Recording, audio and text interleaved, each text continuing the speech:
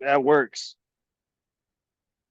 All right, on this episode of Bare Knuckle Bowker, very excited to be talking to an individual competing at BKFC KnuckleMania IV, a massive card set to go down on April the 27th, and very excited for a looming matchup featuring Andrew Angelcor and Ruben Warr, and just really excited to have Ruben on the show for the very first time. How are you doing, man? You having a good day so far?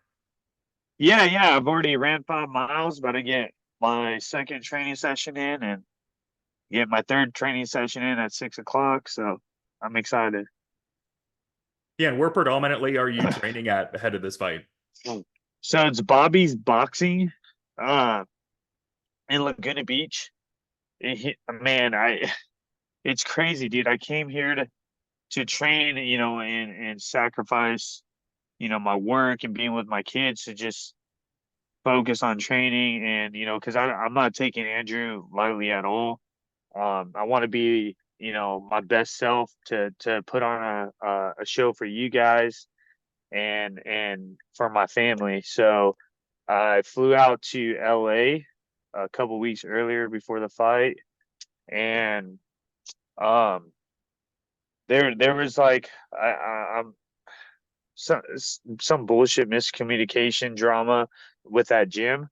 I'm not gonna bash him or mention any names, but I needed positive. If you're not positive, I don't want it, right? I don't like negativity. So if there's a negative vibe, I'm out. You know what I mean? Like I'm here to focus on one thing and one thing only. Since I've been with Bobby, it's been a blessing. I mean, shout out to Mark from BYB.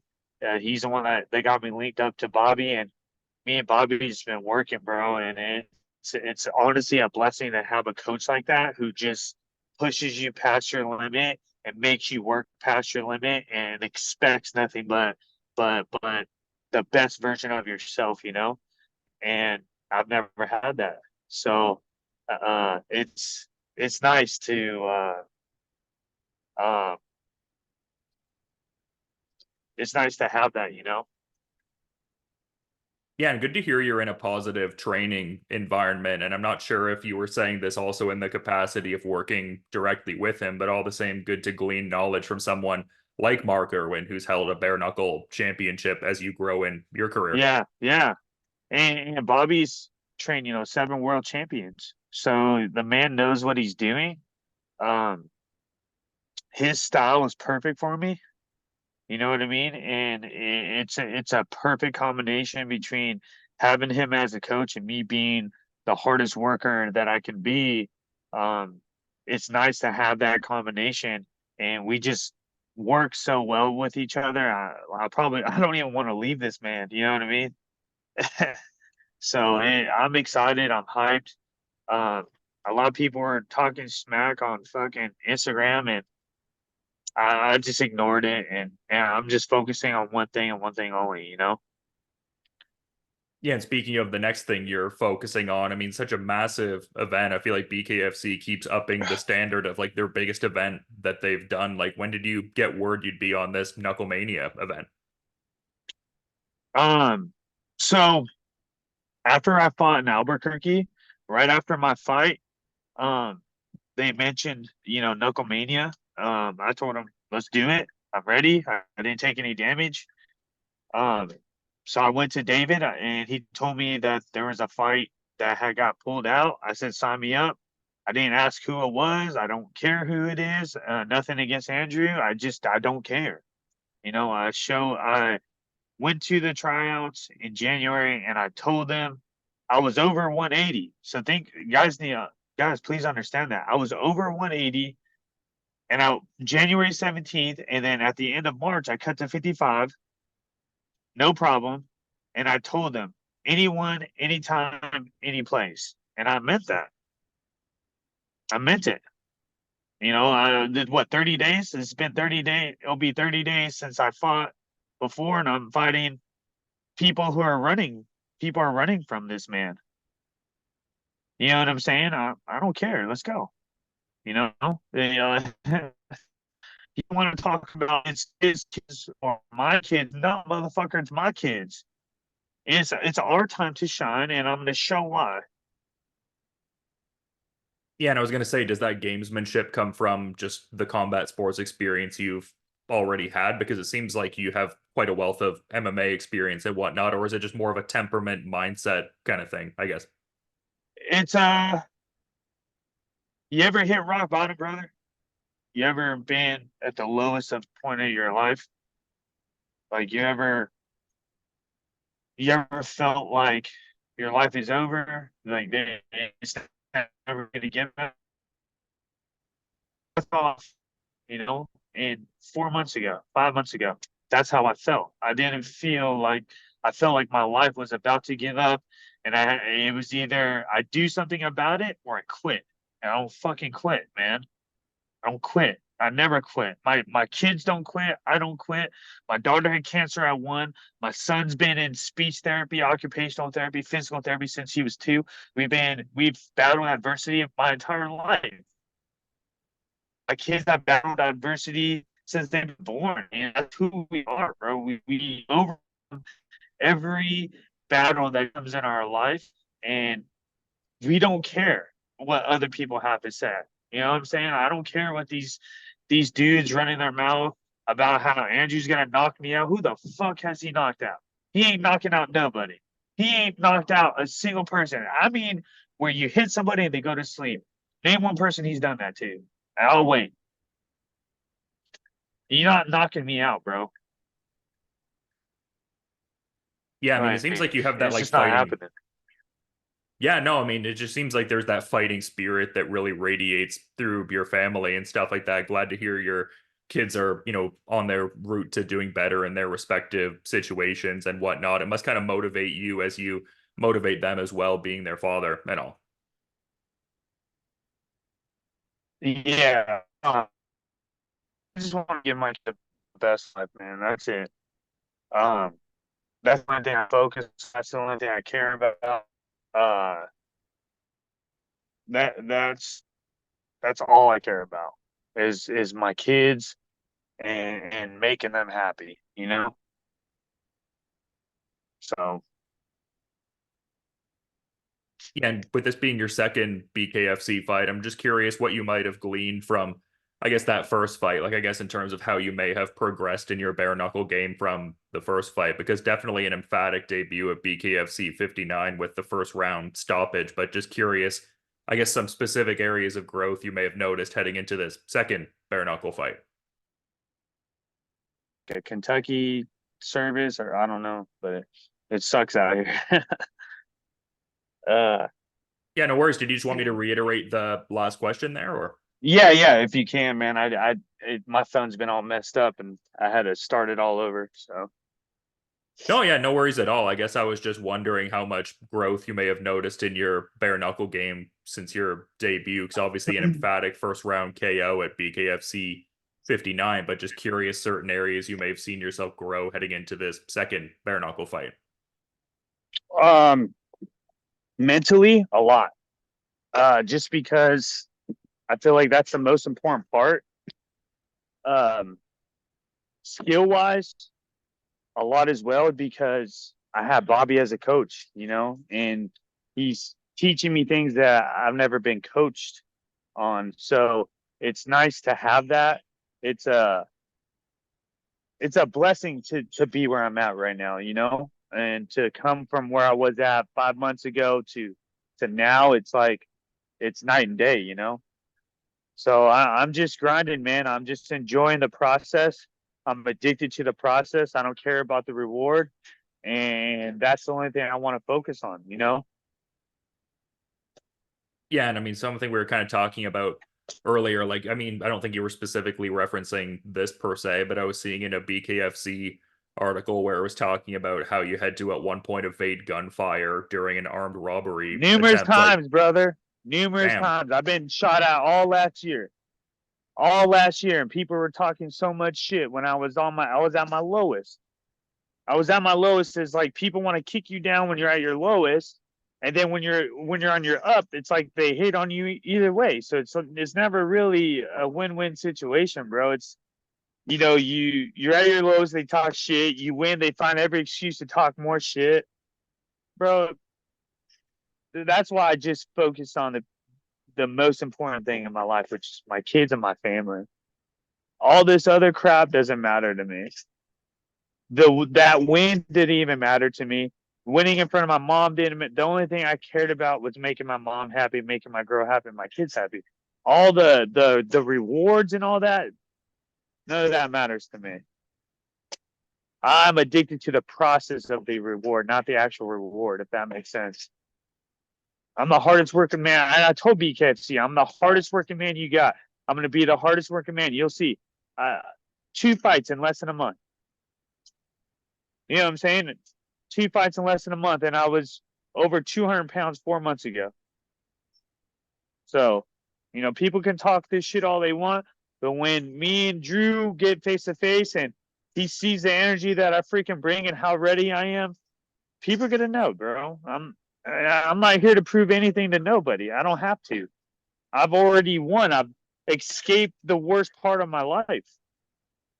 I've got out of it. I've overturned my life. I've turned my life around. I'm here grinding. I'm here working and providing for my kids. That's the only thing a man can do. So if y'all want to hate on me, hate on me. It doesn't bother me at all. I'm doing what I'm supposed to be doing. You know what I'm saying? I'm providing for my kids, bro. I don't give a fuck what anybody has to say. Like, it doesn't bother me. They don't have my life. They never lived my life. They never overcame the shit that I've overcame. They never battled the shit that I've battled, struggled the shit that I've struggled with. So it doesn't bother me. They can say whatever they want. But just know, Andrew better. Oh, sorry, go ahead. Just know, Andrew better be ready. He better be ready. I promise you, better be ready. Because I'm fucking coming, man. I'm coming for all of it. Him, Bobby Taylor, bro. Name a fighter from BKFC that's chasing the best guys right off the bat.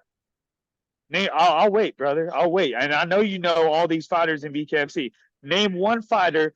Their second fight, they're fighting like top 10 guys. Undefeated. Yeah. Well, that was in line with what I was thinking, man, because I feel like fighting someone like Angelcor could get you to, fighting those kind of guys. Like you mentioned, Bobby Taylor, and just, shows the gamesmanship. Yeah. Just this matchup kind of. He says, I'm not ready. Oh. Andrew says, I'm not ready. Bobby says, I'm not ready. Well, fuck, let's go. We'll see. And then when I fuck up Andrew, we'll see what other people have to say. They'll find some excuse to talk more shit. It's a never-ending game, brother. It's what the game's about. That's what people do. These fucking losers have nothing else better to do but try to put people down when we all got the same dream, bro. You know what I'm saying? We all got the same fucking goal, and these people are hating on me because they're too fucking lazy to do it themselves. How am I any different than anybody else? The only thing different between me and that person or anybody else hating on me or on Andrew or any other fighter is that we're actually stepping up and doing the work. They're not. They're on the fucking keyboard talking shit. So it doesn't bother me, bro. Yeah, it seems like you're able to stay grounded by just focusing on what really matters in life. Like you've mentioned your kids and your path and whatnot. So, I think that's paramount. People have been running their mouth about me for decades. You know what I'm saying? Put it this way, dude. I'll put it this way. My own foster family trashes me on a daily basis. Daily. That's why I left their ass. You know what I'm saying? And it's like, bro, I had no money. I was robbed. I had no money. Didn't make any excuses. I wasn't living the best life. At that time, I wasn't the best version of myself. But I would never turn my back on my family. You know what I'm saying? My family is my son and my daughter and my girlfriend and her daughter. That's my family, right? So, and my mom, now that my mom's in my life, these are my family. I would never turn my back on them because that's what family does. They have each other's back, right? It doesn't matter if they make a fucking mistake. You're still supposed to have their back because that's your family. The War family, the Foster War, they're fucking pussies, man. They're cowards. They turn their back on me and then now they want to run their mouth when I was at my lowest. And then I had to figure it out on my own, and now all these other people are hating on me because I figured it out on my own, and I want all the smoke now. I have a chip on my shoulder for that reason. Nobody was there for me when I need it, and now that I had to figure it out on my own, I'm asking for all the smoke, and it's like I'm getting all this hate now. Fuck it. April 27th, let's go. Andrew, let's fucking go. Bobby, let's go. Whoever. 45, 50, I don't give a fuck. Let's go. You know? That's it. There's no words to be said, bro. It's a fight and I want it. I told BKFC, I told David, I told Nate, I told everybody in BKFC, I want the smoke and I'm here and I signed the contract without even knowing who the fuck I'm fighting because I don't care. So it's kind of just focusing on your own individual approach, and maybe the approach, I guess, isn't like ardent tape study specifically on Andrew Angelcor, I guess. My focus is on the grind, bro. I don't care who the opponent is. My focus is on the grind, is the process of getting there. That's it. I'll let the process speak for itself. I'll let all the shit I've been doing on the dark side and by myself, and I'm not out here to fucking show the world what I'm doing. I'm just here to fucking work, and I'm an employee to BKFC. And I'm putting in all the overtime, and I'm not asking for fucking, I'm not having my hand out. I'm saying give me more work. I want all the overtime. That's what we do in Kentucky, bro. We work 7 days a week. We work 60, 70 hours a week. You know what I'm saying? That's what we do in Kentucky, bro. They slave us out there. So now it's like you have that mindset. You know, you keep that mindset. I want all the fucking smoke. Yeah, is there anyone else in that lightweight hierarchy you're kind of eyeing? I mean, you mentioned Bobby Taylor. It seems like you just really want to keep climbing those ranks, and kind of an interesting time with the title picture in the division now and whatnot. After Bobby Taylor, I'm probably gonna go down to 45. 45 is more my weight. Fuck it, I don't care, bro. Whoever, you know, whoever they give me, I'm just an employee, bro. That's it. I'm just an Yeah, employee. I don't pick fights, bro. I pick whoever the fuck they want me to fight.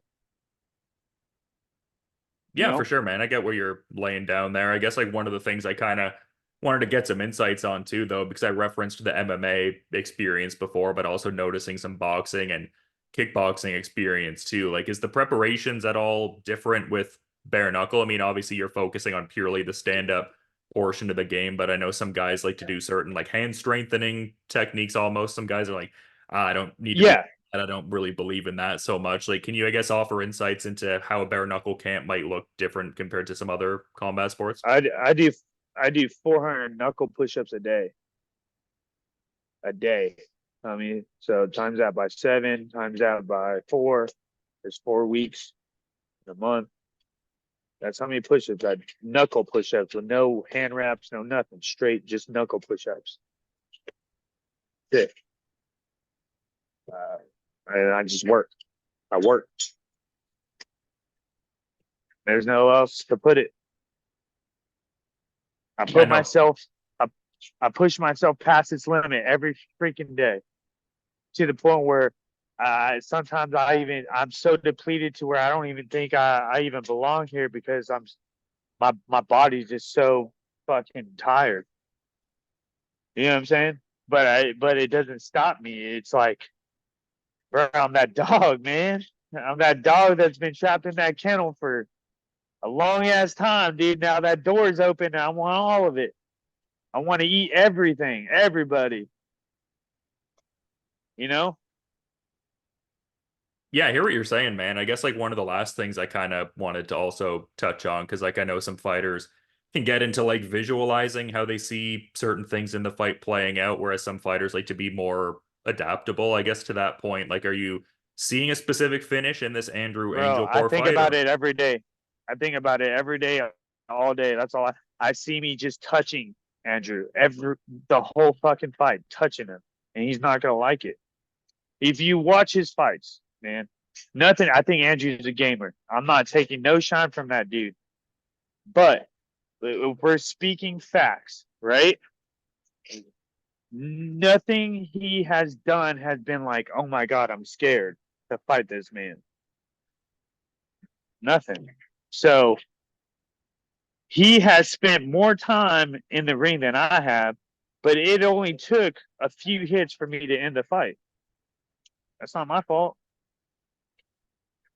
You know, I just, bro, I don't, I don't think he's going to be able to take it. That's just my opinion, and people can say whatever they want, but I don't think so.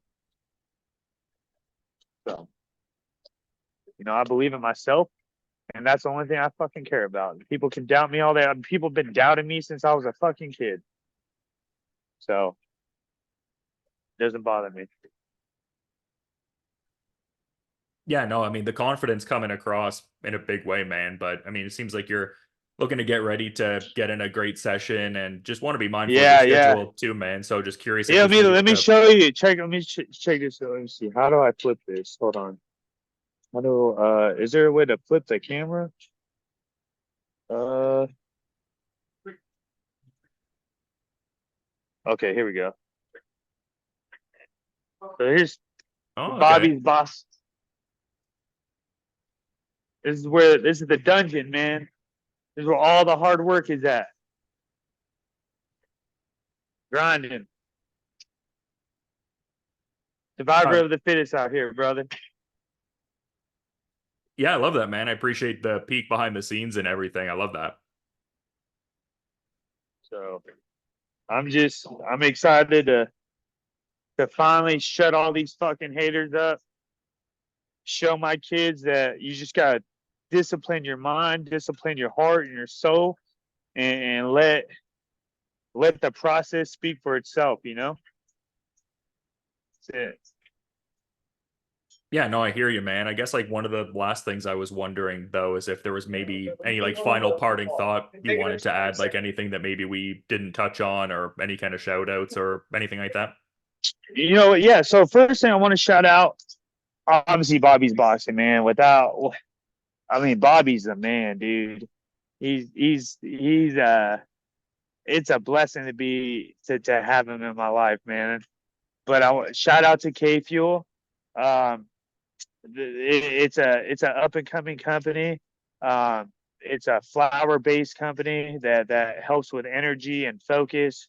It's been helping me throughout my whole camp. It's all natural. It's not like steroids or anything like that. It's a plant, you know. And shout out to my homie Diego for believing in me and helping me out with this financing this camp. And shout out to Just in Time, man. Those are my boys. Just in Time Roofing and Construction out in Brooks, Kentucky, man. That's where I work at. I'm the number one salesman, number one roofer for that company. They said they got a belt for me back when I come back because I've been the number one salesman for quite some time, man. And people, I have a lot to say about people who battle what I've been battling, man. It's that's kind of why I talk a lot about it, because a lot of people they hold how they feel inside, and it causes the depression, it causes the anger, it causes all those emotions that bring you down. And I just want those people to understand and know that they're not alone.